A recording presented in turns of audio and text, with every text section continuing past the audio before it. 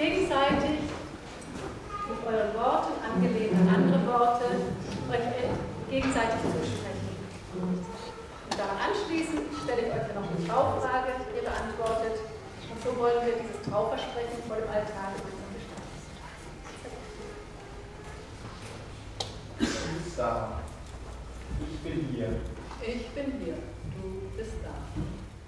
Wir sind hier. Füreinander da. Wenn du möchtest, werde ich dich begleiten. Werde mich mit dir auf den Weg machen. Mit dir schöne Strecken gehen und dir bei schwierigen Wegen zur Seite stehen.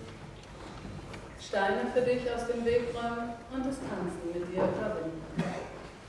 Deinen Weg, deine Schritte nicht leiten.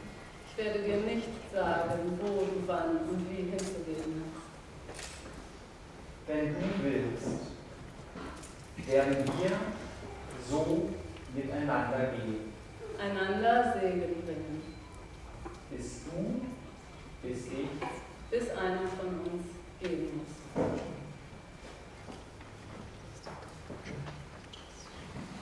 Ihr habt euch versprochen, einander Segen zu bringen. Und dazu schenkt euch Gott seine Liebe.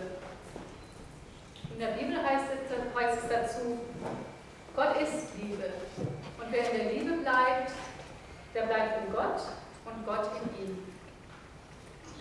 Und deshalb frage ich euch beide als Brautpaar, wollt ihr im Vertrauen auf diese Liebe Gottes eure Ehe führen und diese Liebe auch anderen Menschen zeigen? Dann sagt ja mit Gottes Hilfe. Und Julia? Ja mit Gottes Hilfe. Und du? ja, mit Gottes Hilfe. Ja, und als Zeichen, als äußeres Zeichen eurer Liebe und Verbundenheit reicht euch einander die Hand. Ihr habt euch in Liebe verbunden